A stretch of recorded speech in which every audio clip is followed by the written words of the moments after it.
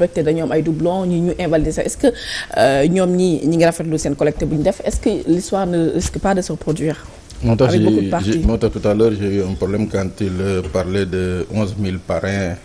11 500. 11 500 parrains réels. Collectés par monsieur Sylla. waaw en fait lii fi xewoon 2019 moi je crois que c'est le pire qui risque de se produire parce que en fait Khady. Le cas de Malick Gakou. Oui, on n'a pas encore dafa mel ni on n'a pas appris des erreurs du passé.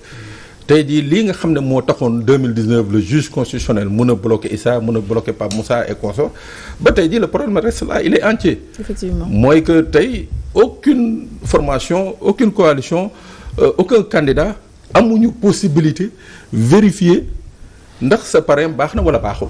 am kenn amu ko donc c'est le juge constitutionnel moom mooy décider. ndax yow 44. Mohamed Dieng nee na ñoom seen parrainage baax na de. mais non c'est pas possible comment ils ont vérifié. non c'est pas possible parce que amoo accès au fichier. xamoo ndax ki nga yor pare na nañu Pape Moussa war a pare nañu kenn mënoo ko xam parce que boo ñëwee ci nit di ko laaj ndax pare na nga kenn danaan la déedéet. waaw ça c'est la nature du Sénégalais. Est-ce que les opposants ils se sont pas trompés de combat maanaam fu ñu waroon gën a mën a focaliser mooy la question du fichier. foofu dañ ko biaisé carrément. mais tout à fait Khady. Si le président Macky Sall a compris très tôt bi mu yéegee au pouvoir l'une des premières décisions bi mu jël ne ma ne chaque jour je le rappelle nit ñi nañ dem xool l'une des premières décisions bi président Macky Sall jël c'est de faire en sorte que fichier bi nga xam ne maître Abdoulaye Wade daf ko mettre en ligne mooy mu dindi ko pour qu'aucun Sénégalais n'ait plus accès au fichier c'est-à-dire loolu rek c'est symptomatique de ce que notre président là avait l'intention de faire. tey jii kenn amul accès au fichier ñun on est à 3 mois de. ñii ngi naan 6 millions quelque ñii ngi naan 7 millions. 4 mois de l'élection présidentielle Khady.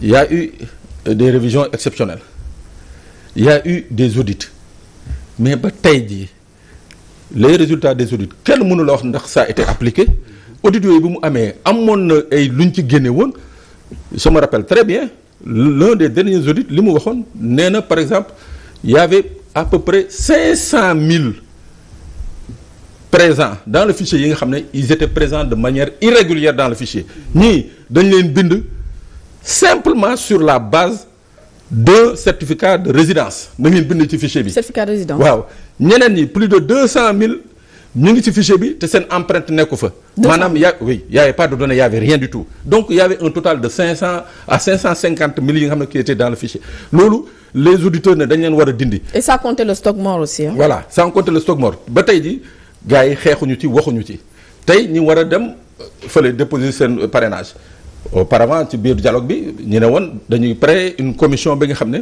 day permettre ñoom ñëpp opposition bi conseil constitutionnel DG et tout teew fa mun a xool effectivement la véracité des parrainages des parrains mais tey jii commission boobu taxawul ñoom ñu ngi dem ci uti parrain ñëw toog boo ñëwee comme en 2019 ñu ne la non Issa li nga indi dara baaxu ci. tirage au sort. waaw bu ñu defee tirage au sort kam mujj ca liste ba boo moytuwul lépp ay doublon lay doon. la muy indi waaw d'accord.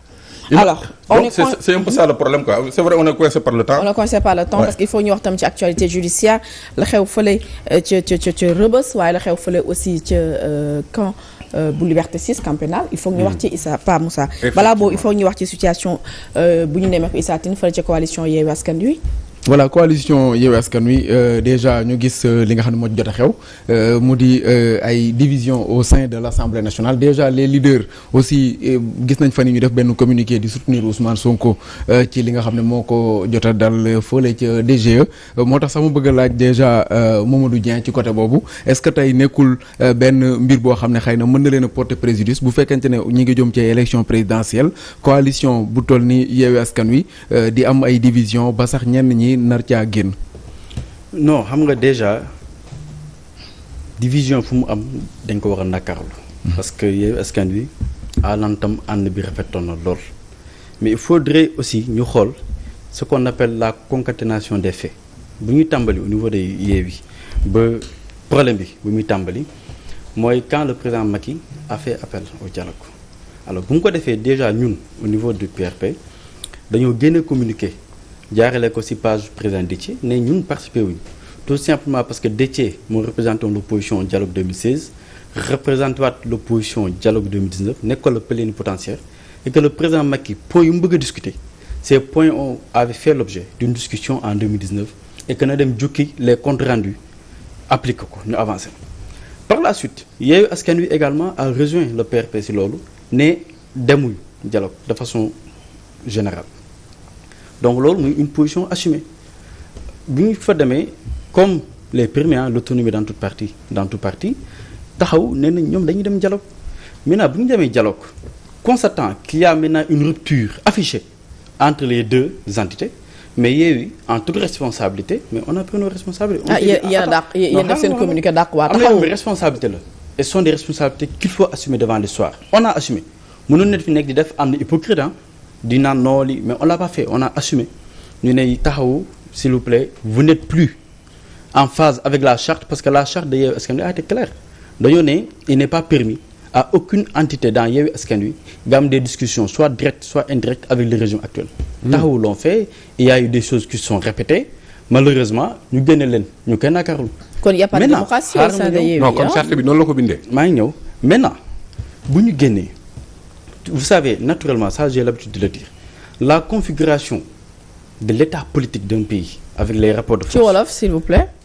dans un pays si dëkk rapport de force politique yi loolu day feeñ après biir assemblée nationale dëkk yu muy gën a faral di am d'ailleurs mooy les dëkk yoo xam ne régime parlementaire nga fa am comme Israël comme Angleterre et cetera yooyu su dynamique politique bi évoluer rek wala Allemagne day feeñ ci assemblée nationale naturellement au niveau de Yewwi am na cassure députés yi génn nañu waaw député de taxaw génn nañu dans le groupe parlementaire de Yewwi gis nañu cela a beaucoup profité ñu nekk ci pouvoir bi. avec mais cela va de soi yéen leen génn ci seen coalition mais quand même on assume mais man lu ma jàpp mooy loolu ça n'entache en rien dans l'électorat de Yewwi Askan Wi et ça n'entache en rien dans la crédibilité populaire de Yewwi Askan Wi. taxaw membre fondateur de Yewwi la woon. non xam nga qui sont les membres fondateurs de Yewwi c'est ça les membres fondateurs de Yewwi mooy à la date de la signature de la charte de la coalition Yewwi Askan Wi toutes les parties prenantes yu fa nekkoon mooy parti politique comme mouvement signé